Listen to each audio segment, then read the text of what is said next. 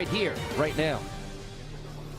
And welcome to Hannity. So tonight it was billed as the debate of the century, and it did not disappoint. Now, last night's presidential showdown between Donald Trump and Hillary Clinton was the single most entertaining and most watched debate I've ever seen. And facts are just facts with Nielsen ratings, and it highlights just how out of touch, I argue, the mainstream media is with you, the American people. Now, a female viewer to this show sent us a note. I think it sums up perfectly when she said this. She said, "I thought he did well until I started watching the after shows and they mentioned all of the lost opportunities." Now, if you listen to the elites in the punditry class that are on television and radio, they almost universally, they think Hillary Clinton won that debate. But millions of you, Americans, voting online, you thought Trump won the debate. Let's take a look at a few of them. Drudge Report. He had Trump winning 82-18. CNBC, 68% think Trump won. Time Magazine, 55% for Trump. Breitbart, 76%. Fortune, Trump wins there. Slate Magazine, and it goes on and on and on, as you can see.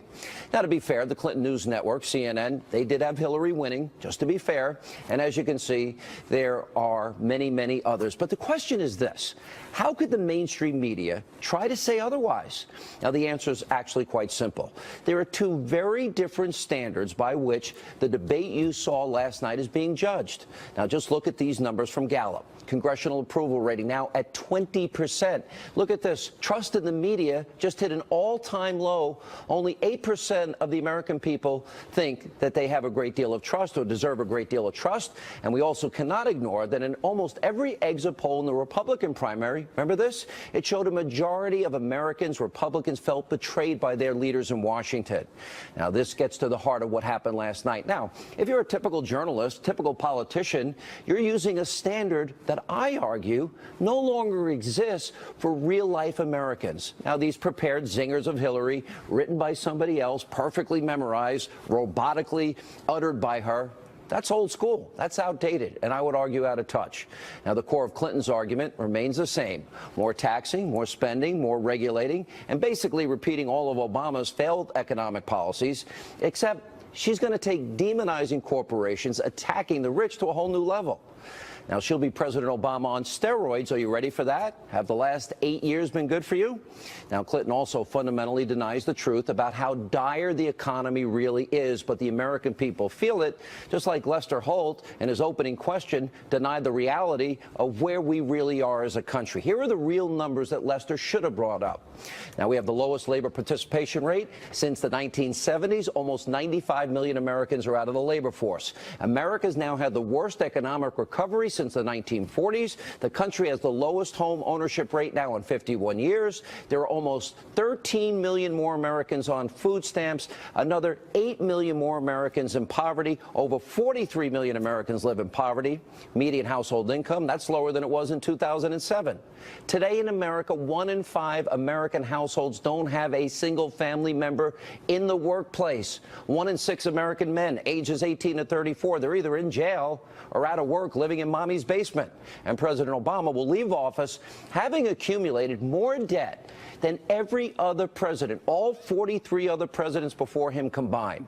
Now, African Americans, they have been disproportionately impacted by these failed policies. There's been, since Obama's president, a 58% increase in the number of African Americans on food stamps. There has been a 20% increase in the number of African Americans who are not working. They're out of the labor force. Now, this is the great divide. Americans know this. You're living this. These are real people, real suffering brought on because of Washington, D.C. So the debates about the old standard, let's memorize our lines, let's regurgitate them robotically, and let's get our zingers in there that somebody else wrote, well, that's disconnected from the real suffering of real people caused by government. Now, my overpaid friends in the media, well, they have their chauffeur-driven limousines. They like their fine steakhouses and expensive wine lifestyles. None of them are feeling this, the people you're watching on TV. And therein lies the contempt.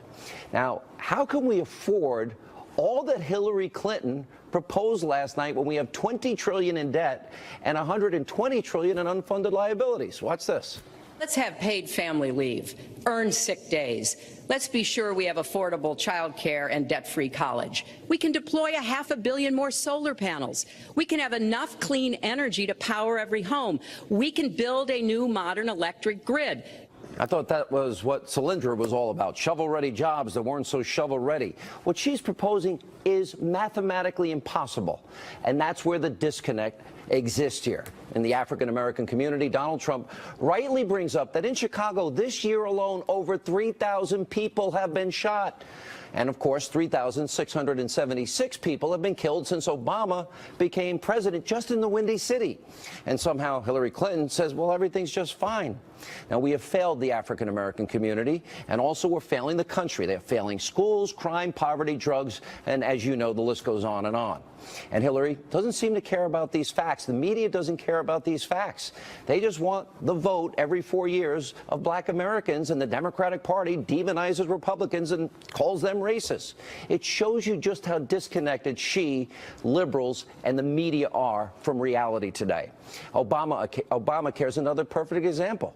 Now, Lester Holt last night, he didn't even bring it up or point out that Clinton wants to expand the big government program that is crushing you, the average American. Remember all those broken promises about keeping your doctor, keeping your plan, and saving $2,500 per family per year? None of that happened. The average family lost their doctor, lost their plan, and are now paying, on average, $4,100 more per year for employer-sponsored plans. Now, our friends in Washington, D.C., they don't seem to care about this. They have great plans. And the same goes for our friends in the media. They have great plans. And on foreign policy, we've got another huge disconnect. Hillary Clinton can't even say radical Islam. That didn't come up last night, except for Donald Trump. But the elites in the media, they don't care about that either. And they're also refusing to acknowledge the death and destruction that she created as Secretary of State. They want to talk about birtherism. Well, ISIS is now spreading all over the globe, including right here in America. Libya, complete chaos. Iran, the largest sponsor of state terror, they got $150 billion richer thanks to Hillary and Obama and that nuclear deal. And all the gains, 5,000 Americans fought, bled, and died in Iraq and Afghanistan, and Ramadi and Tikrit and Fallujah and Mosul has all been given back to ISIS by way of Hillary Clinton and Barack Obama's bad policies. Now Hillary says it's a mistake, but what if it was your son or daughter that died? Flat out ignoring and disregarding the thousands and thousands of American kids who lost their lives and limbs, and her saying it's a mistake, we need to learn from it? Now, my point is, D.C. politicians and the media, they don't seem to care that much because either they're not the ones fighting, bleeding, and dying, and they're not the ones suffering. And therein lies the pole divide. The media, they have their spin. The pundits have their spin. The politicians have their spin. But you, the American people, in poll after poll last night, you saw a very different debate. Here with reaction, the editor-in-chief of LifeZette, nationally syndicated radio host Laura Ingraham, and he's also a Fox News contributor and nationally syndicated radio host Herman Cain. I have never seen, Laura, a disconnect like this. You got this list of polls, Donald Trump wins. You watch TV, Hillary Clinton wins. You agree with this? Disagree with this? I think there's a divide that runs through almost every issue that has animated this campaign season, Sean, from the effect of globalization, these big trade deals that Hillary claimed last night she was so skeptical of, which was ludicrous, the immigration question, how we should process things like health care and the refugees, and how we should even pursue our foreign policy interests and goals. That divide has been there for actually a long time, and we kind of papered over it. In 2004, the Republicans came together and elected George W. Bush. But for some years, we really haven't dealt with that divide. And I think a lot of candidates came along and they rejected this idea of a more populist conservatism that Trump has, I think, embraced. And they just decided they weren't going to do that. Trump takes these issues, and as a billionaire, he comes off more blue collar than a lot of the guys who've been in Capitol Hill for a long time who claim they have blue collar roots. And I think last night you saw that authenticity. He doesn't do this for a living. He hasn't been debating for decades in Washington, but he is, he has common sense and pragmatic thinking, and he's frustrated that America is moving at a glacial pace with a non-recovery recovery. That frustration at times came out last night, but I think people understand he's frustrated because he wants America to grow and to be prosperous, to be safe, and for people to be happier. So I thought that part of it really hit people last night. Even if he missed some opportunities to score some points, the authenticity is real. I would agree that maybe he should have been defensive at times, like about his taxes or some other issues. And can you imagine Herman Cain going into this debate that I would tell you that the moderator wouldn't bring up the Clinton Foundation, the deleted emails, wouldn't bring up Benghazi, wouldn't bring up whether to vet refugees or build a wall or Supreme Court justices or Saudi Arabian money that Hillary takes? None of those things came up by anybody last night, but they did talk about birtherism. Sean, your opening monologue was the best statistical monologue you've ever done. And what you have basically illustrated, and I'll get to your question in a minute, is that when America has a cold, Black America has pneumonia. Thank you for saying that. And here's why. Many black voices won't tell the truth to the black community. You just did.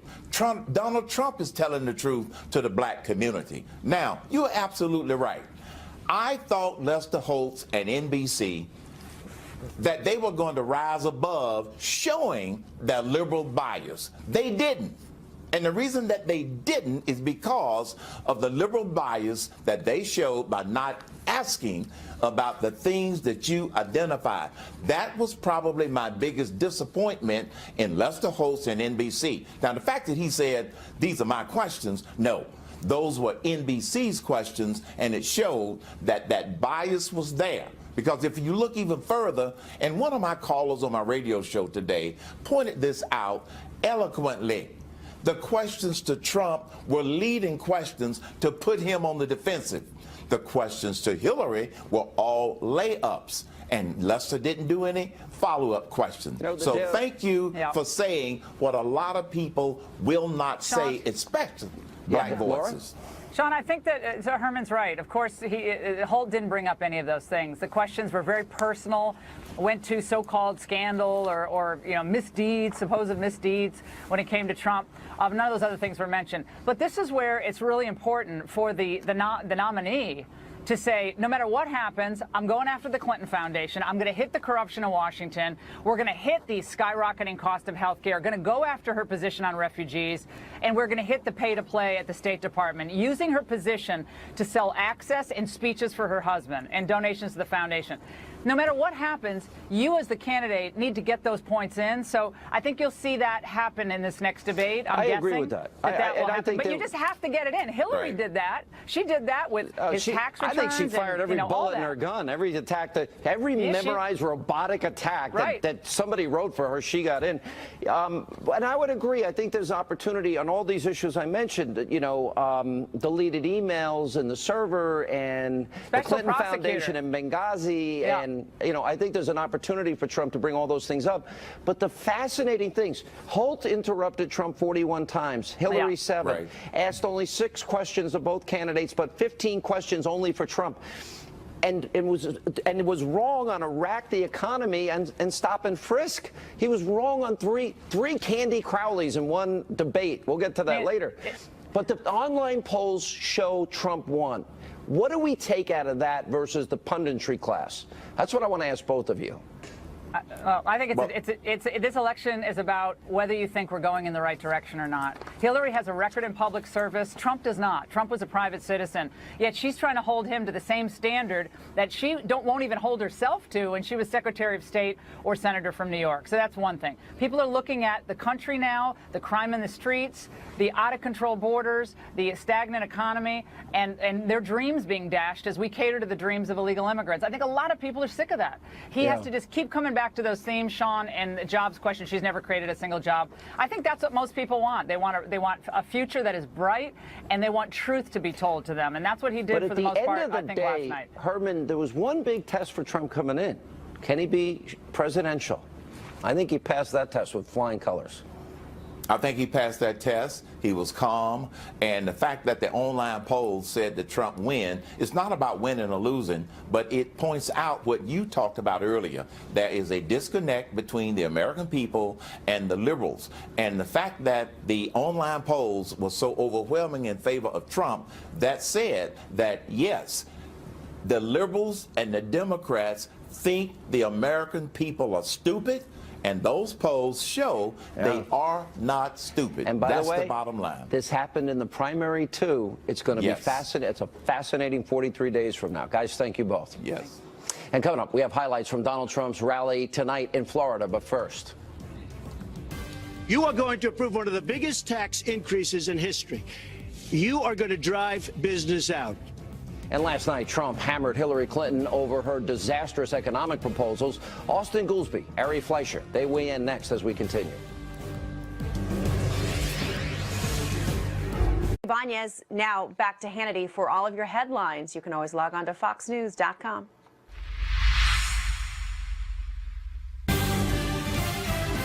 You are going to approve one of the biggest tax increases in history. You are going to drive business out.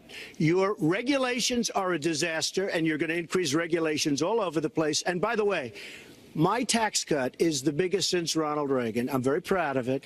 It will create tremendous numbers of new jobs. But regulations, you are going to regulate these businesses out of existence. Donald Trump last night going after Hillary Clinton over her economic proposals. And after a very strong debate performance, Donald Trump is now back on the campaign trail, holding a rally in the key swing state of Florida. Here are some of those highlights. Oh, we are going to win Florida so big.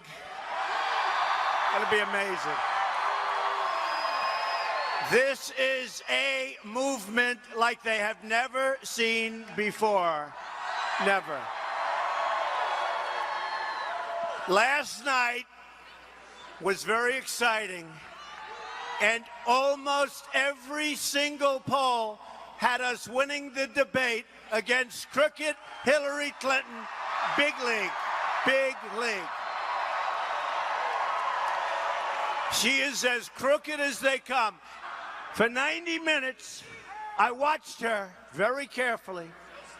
And I was also holding back. I didn't want to do anything to embarrass her. But I watched her, and she was stuck in the past. For 90 minutes, on issue after issue, Hillary Clinton defended the terrible status quo, while I laid out our plan, all of us together, to bring jobs, security, and prosperity back to the American people.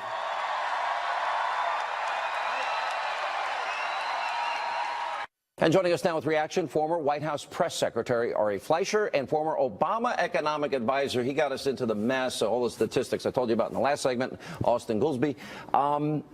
Let's talk about the difference between so many online polls and the media punditry class. What do you think? Well, first of all, the polls are not scientific, but they all point in one direction. And I do think, why are all these media organizations taking these polls if you can't talk about these polls?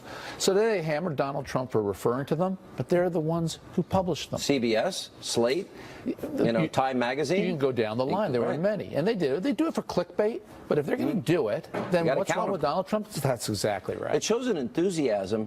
Do you think that what I'm saying is true, that the old model paradigm, zingers, memorized lines, fed to you by somebody else, I don't think it's going to resonate?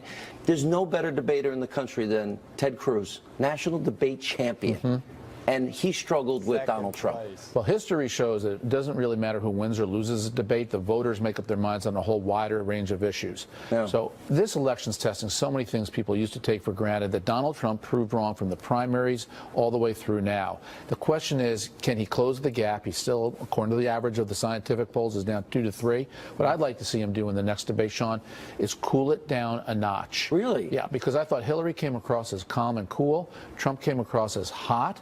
And I think she got to him and needled him on a couple issues where he became too defensive. I think that's the best you're going to get. That's my take after. It was not what it was like in the primary. I thought he was actually very disciplined, especially at the end of the debate.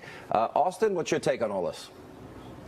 Well, look, online polls, you know, that's not what you want to look at because they're not representative. 13 of them, 14, they mean nothing, right? They're not representative. If you set a bot to just keep voting, you can get massive voting in favor of one candidate.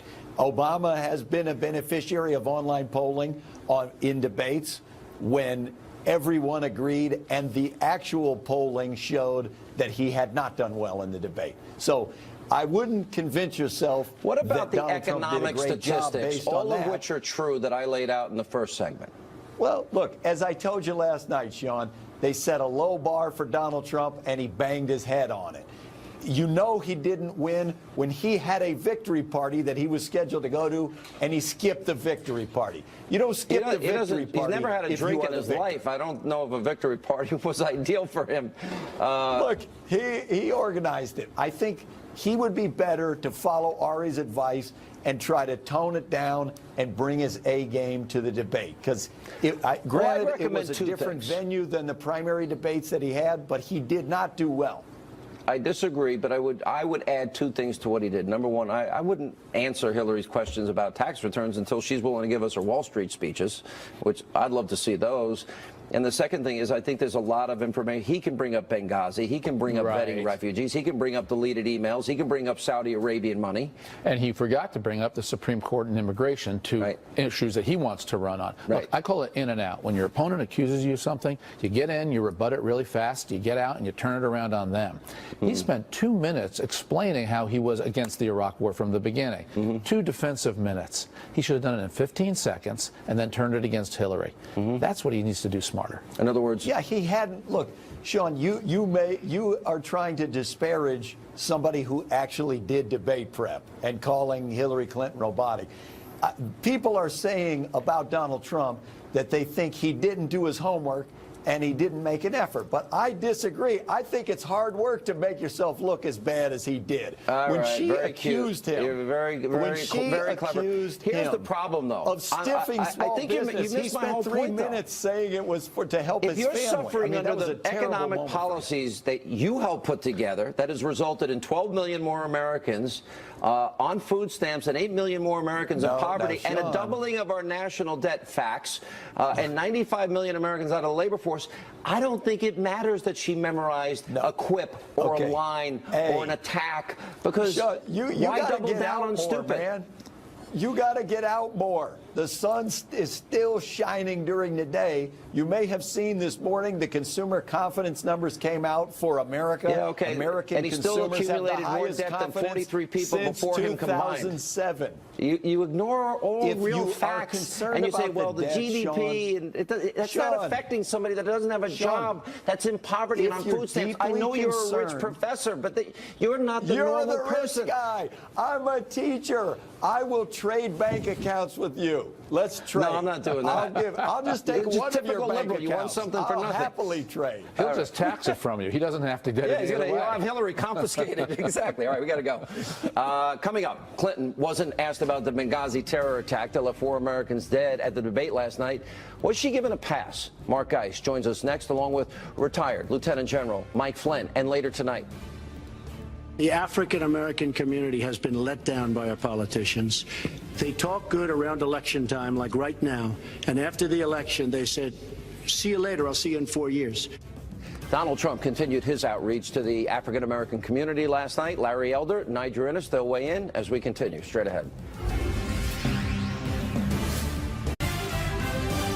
President Obama and Secretary Clinton created a vacuum the way they got out of Iraq. Because they got out, they shouldn't have been in, but once they got in, the way they got out was a disaster. And ISIS was formed. You started the Iran deal. That's another beauty, where you have a country that was ready to fall. I mean, they were doing so badly. They were choking on the sanctions, and now they're going to be actually probably a major power at some point pretty soon. Hillary has experience, but it's bad experience. We have made so many bad deals during the last, so she's got experience, that I agree, but it's bad experience.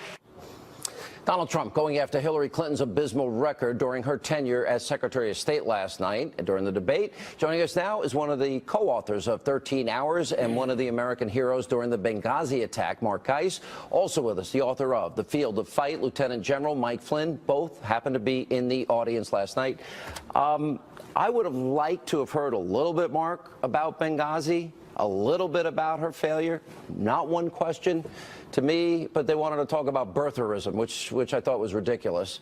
What was your reaction in the audience?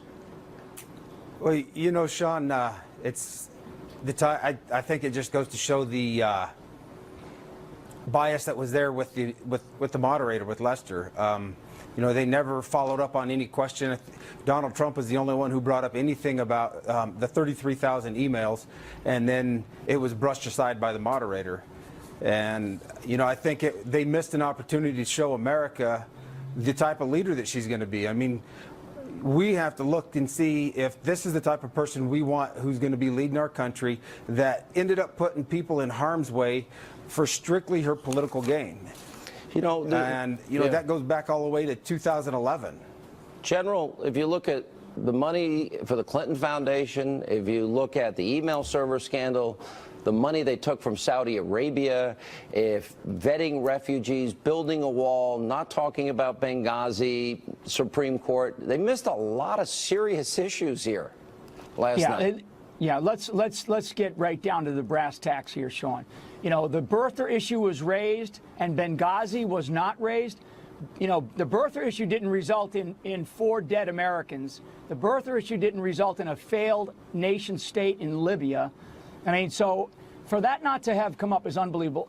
So what we have, Sean, and this is the big decision for the American public, and I will tell you, millions of Americans are jumping on board with Donald Trump because this is a change election. And Donald Trump and millions of Americans are unbound by the past failures of the last 8 years, and the startup of that was where Hillary Clinton was the Secretary of State. I mean, we're talking about a past that has caused the rise of the Islamic State, and now we're talking about the Islamic State-inspired attacks in somewhere around 25 to 30 countries. Now, we don't even know how many, but just an unbelievable. Also, the contribution to numerous failed states, as well as you know, one other aspect, I think, as well as allowing our military to atrophy. I mean, those are the past failures that this election is causing the American public to wake up and say, hey, we don't need this any longer. We don't need this type of past set of failures. And frankly, this goes back for 30 years, Sean. So this is a big change election. And frankly, you know, as I looked at what, and I was there at last night at the debate, I saw Donald Trump being very presidential. He was sticking to policy. He did not, you know, get down into the lows of some of the things that Hillary Clinton raised. I mean, you know, the business about racism and really talking about, you know, stop and frisk. I mean, they were so wrong on those issues. And those are the kinds of things that the American public will hear more and more about this week. And Lester Holt himself was wrong about stop and frisk. Yeah, he was totally about wrong. Iraq. I mean, he was wrong about the economy. I mean, he got everything wrong. That policy, Sean, that stop and frisk policy is a constitutionally correct policy, and it has led to a lot of lives not being lost. The judge was thrown off the case, but we're running low on time, guys. Good to see you both. Thank you for being here. Thank you. And up next tonight, right here on Hannity. The African-American community has been let down by our politicians. They talk good around election time, like right now, and after the election, they said, see you later, I'll see you in 4 years.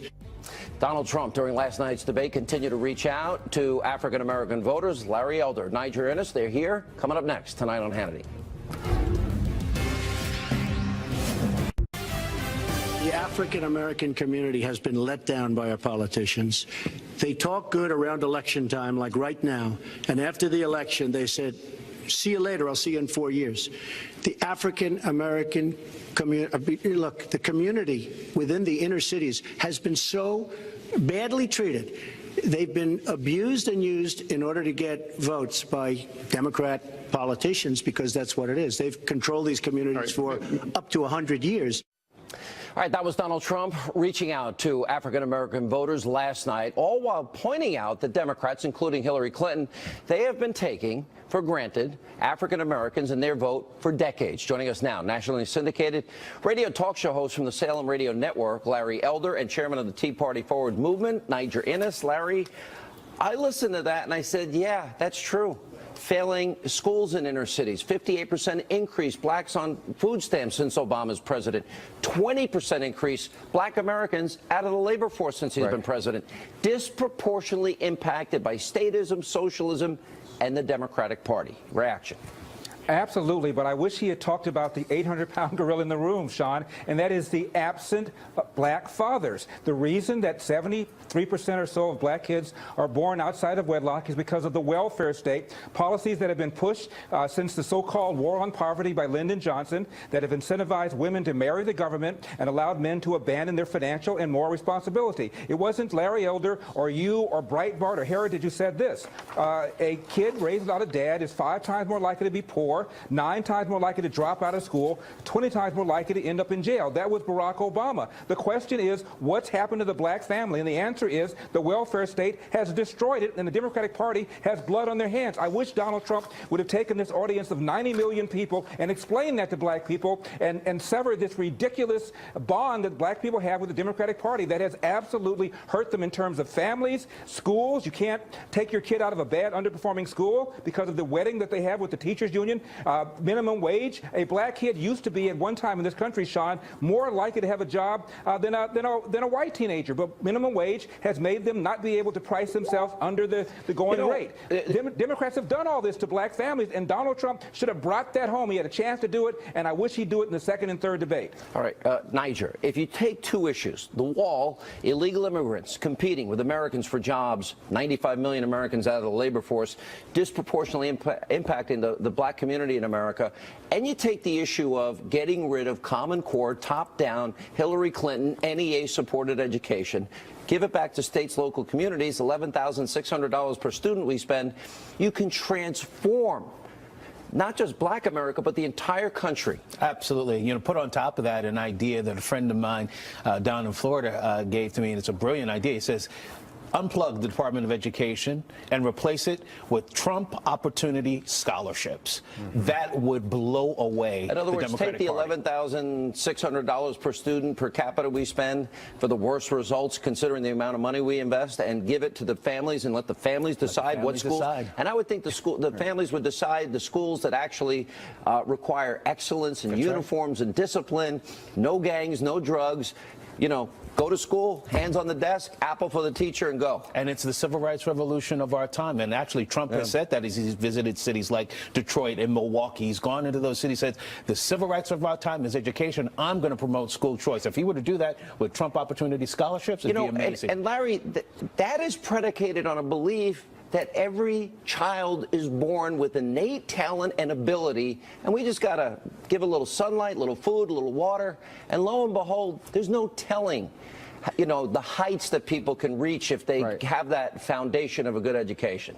And it's based on not telling black people that they are victims. According to the Washington Post last year, 965 people were killed by the police. 250 of those were black. 500 of them were white. Just a handful of them involved people that did not have a weapon or were not otherwise charging a police officer. By contrast, 400 people were injured by lightning last year. It is rare for anybody to be killed by the police, let alone an unarmed black person. But the Democratic Party has convinced black people that they're victims, and they go in there like lemmings and pull that lever 95% for the Democratic Party, and it's got to stop. Does that change this year, Niger?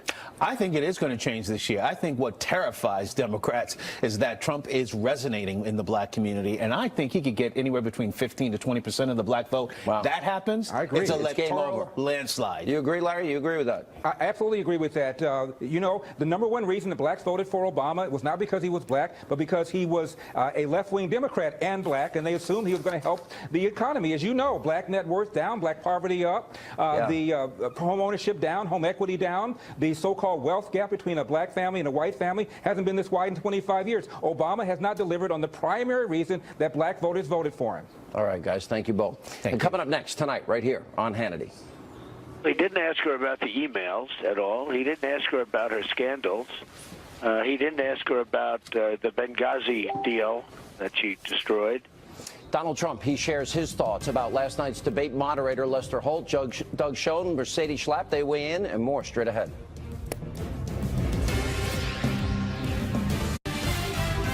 He didn't ask her about the emails at all. He didn't ask her about her scandals. He didn't ask her about the Benghazi deal that she destroyed. He didn't ask her about a lot of things that she should have been asked about. I mean, you know, there's no question about it. Why do you think that is? About her foundation. Why? I don't know. I mean, you know, I didn't think he did a bad job. All right, Donald Trump on Fox and Friends talking about last night's debate. Here with reaction, Fox News contributor Mercedes Schlapp, author of the brand new book, Putin's Master Plan to Destroy Europe, Divide NATO, and Restore Russian Global Power and the Influence there. Author Doug Schoen, I got it backwards a little, but you know what I mean. No problem. Thank you. All right, they didn't talk about Obamacare. They didn't talk about emails, except Trump brought it up. They didn't talk about Benghazi, vetting refugees, the wall, the Supreme Court, her money from Saudi Arabia and all these Sharia countries, or the Clinton Foundation. They missed a lot. Well, they missed a lot, but also, in fairness, Donald Trump missed a lot. He should be bringing it up if they don't. I think we talked before the debate, change in corruption. Donald won the exchange, Sean, I thought, on trade. He made it clear that 30 years was too long, but there were so many openings for him to say we need change, a new direction, radical new approach, and most of all, talk about corruption. You know, I don't disagree with anything that you're saying. Mercedes, is that a case where maybe whatever the question's asked, he's just got to kind of do what Hillary did and recite her memorized lines? Is that something? Look, I think that if the moderators are not willing to bring up the tough questions, Donald Trump cannot wait. He can't afford to wait. He's got to make sure that he makes his case about the fact that there is this lack of transparency coming from Hillary Clinton, the paid-for-play activities, the serial pattern of dishonesty. And I think that this was a lesson learned for Donald Trump from this debate. And so I think for him it's going to be critical to move and pivot towards focusing on Hillary Clinton. Whenever the focus was on Donald Trump, that's when he was just trying to, as one campaign advisor said, he's guilty of just answering directly. Yeah, you know, there is some truth to that. When Hillary brings up, oh, I want your tax returns, well, he did bring up the deleted emails, but he could have also said, as soon as you release those speeches, you got paid $250,000 an hour for. And, you know, Sean, that's the place where good preparation comes into play. From what I know, the Secretary of State prepared, and Donald was not as assiduous. Had he had those kind of response lines, we might have had a very different... Let me ask you this, because it's very interesting. There seems to be a disconnect between the punditry class and people.